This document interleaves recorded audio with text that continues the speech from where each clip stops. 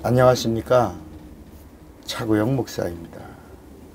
오늘은 구원과 회복에 대하여 라는 제목으로 말씀을 나눌 때 함께 큰 은혜가 되시기를 바랍니다. 죄가 뭐라고 그랬죠? 하나님과의 단절이고, 구원이 뭐라고 그랬죠? 하나님과의 단절에서의 회복을 말합니다.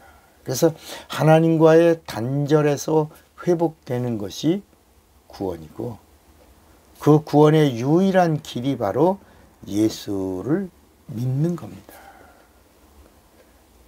그래서 요한복음 1장 12절에도 영접하는 자, 곧 그 이름을 믿는 자들에게는 하나님의 자녀가 되는 권세를 주셨으니, 그러니까 예수를 영접하는 것은 지금 우리 인간들이 육체를 가지고 이 세상을 살아가면서 우리에게 주신 의무이며 권리입니다. 내가 예수를 영접할 수 있고 영접하지 않을 수 있습니다. 내 마음입니다. 내 의지입니다. 그러나 이 땅에서 내가 예수를 나의 구주로, 나의 하나님으로 영접하느냐 안 하느냐는 것을 내가 결정할 수 있는 것처럼, 내가 하늘나라 내 영혼의 때가 끝나고 내가 하나님의 나라에 갈 때는, 그때는 예수님이 영접하는 자만 하늘나라에 들어간다는 것입니다.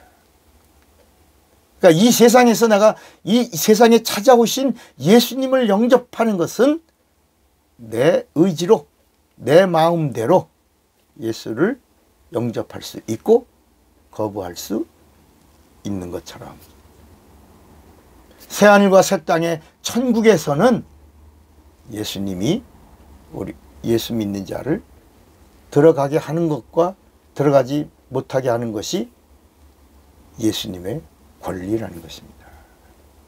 천국은 누가 가냐? 예수님이 영접하는 자만 가는 겁니다. 이게 제 말이 아니고 요한복음 14장 1절에 너희는 마음에 근심하지 말라, 하나님을 믿으니 또 나를 믿으라. 내 아버지 집에 거할 곳이 많도다. 내가 너희를 위하여 처소를 예배하라고 하느니 가서 처소를 예배하면 내가 다시 와서 너희를 나 있는 곳에 영접할 터요 그랬습니다. 그러니까 천국은 주님이 영접하는 자만 가는 것입니다. 이 땅에서는 구원과 영생을 이 땅에 오신 말씀이 육신이 되신 독생하신 하나님 예수를 구주로 내가 영접하는 자만 구원과 영생을 얻을 수 있고, 하나님의 자녀로 살 수 있고, 하나님을 아버지라 부를 수 있고, 그리고 하나님의 최고의 선물인 성령도 받을 수 있고, 성령 받아 성도가 되고, 성도된 자가 하나님의 동역자로 하나님의 일을 할 수 있고, 그러다가도 마지막에 주님이 재림하실 때는 영접하는 자만 하늘나라에 들어갈 수 있다는 것입니다. 자, 지난번에 예수를 믿으면 구원을 받는다, 누구든지 주의 이름을 부르는 자는 구원을 얻으리로다, 이 말씀을 우리가 한번 정리해 봤고요. 오늘은 고린도전서 12장 3절에 그러므로 내가 너희에게 알게 하노니 하나님의 영으로 말하는 자는 누구든지 예수를 저주할 자라 하지 않고 또 성령으로 아니하고는 누구든지 예수를 주시라 할 수 없느니라. 이 말씀에 대한 오해 때문에 많은 사람들이 너 예수를 주님이라고 해? 응, 나 예수님을 영접했고 나 예수님을 주님이라고 해. 그래? 그러면 너 예수님을 주님이라고 고백하는 자니까 성령 안 받아도 돼. 이미 고린도전서 12장 3절에 성령으로 아니하고는 예수를 주시라 할 자가 없느니라. 너 이미 예수님을 주님이라고 하지? 그러면 너 성령 받은 거야. 성령 또 받을 필요 없어. 이렇게 말합니다. 이게 맞나요?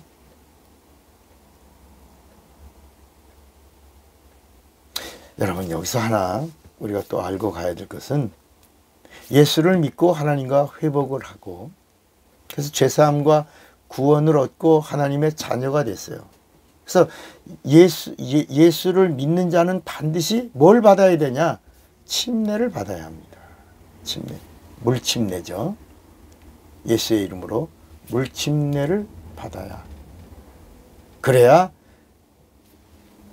죄사함의 표를 갖게 됩니다.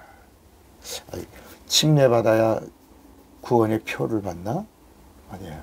성경은 그렇게 말씀해요. 베드로전서 3장 20절 21절에 보면 침례는 구원하는 편이 그랬습니다. 그 침례가 이게 우리가 그냥 뭐 세례나 침례나 이렇게 견주어 뭐 같이 뭐 똔똔이잖아 이렇게 생각하지만 세례는 불교 용어요. 그 불교 용어를 천주교가 가지고 가서 정결의식에 쓰는 거고 천주교에서는 세례를 이게 아주 세례를 받으면 천주교인이다 이렇게 교리로 정해놨고 우리 기독교는 세례를 말하지 않고 베프티즘 침례를 받아야 구원을 얻는다. 침례를 받아야 죄사함을 받는다. 이런 얘기를 처음 듣는 사람들은 막 충격이죠. 충격. 그래서 마가복음 16장 16절에도 믿고 침례를 받는 사람은 구원을 얻을 것이요. 지금 이거 마가복음 16장 16절 말씀입니다. 믿지 않고 침례를 받는 사람은 정죄를 받으리라. 이게 무슨 얘기입니까? 교회 갔는데 침례 받아요. 침례 받아요. 그래서 의식으로 침례 받은 사람은 진짜 믿고 침례를 받았는가에 대한 심판대에 거쳐갈 것이고 예수님의 말씀에 그대로 믿고 침례를 받은 사람은 구원을 얻는다. 심판대에 가지 않는다는 것입니다. 그래서 물침례를 받는 사람은 하나를 더 받아야 된다는 겁니다. 이게 성경의 이야기입니다. 뭐 교리로 말하는 게 아니고 성경은 물침례를 받아서 죄사함 받은 자는 성령 침례를 받아야 한다는 것입니다. 그래서 마가복음 3장 11절에도 침례 요한이 예수님을 가리켜 저가 오셨다. 예수가 오셨다. 그래서 보라 세상 죄를 지고 가는 하나님의 어린 양이로다 라고 하고 그는 나는 물론 회개케 하는 침례를 주거니와 저분은 성령으로 침례를 주시는 분이다. 그러니까 성령 침례를 받아야 된다. 성령 침례. 성령 침례를 받아야 새 방언을 말할 수 있고 하나님과 대화할 수 있다는 것입니다.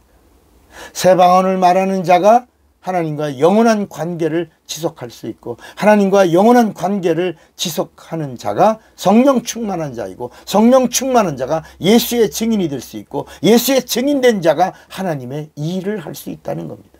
성령 충만한 자가 은혜 받은 자이고 은혜 받은 자가 기도하는 겁니다. 은혜 받은 자가 봉사하는 겁니다. 그럴 때 교회가 든든히 세워져 가는 겁니다. 그래서 고린도전서 3장 9절에도 우리는 하나님의 동역자들이요. 너희는 하나님의 밭이요 하나님의 집이다. 너는 하나님의 밭이요 너도 하나님의 집인데 그래서 너와 내가 하나 돼서 하나가 되니까 이젠 하나요. 한 몸이요. 우리의 머리는 그리스도요. 하나님의 일하는 하나님의 동역자들이다.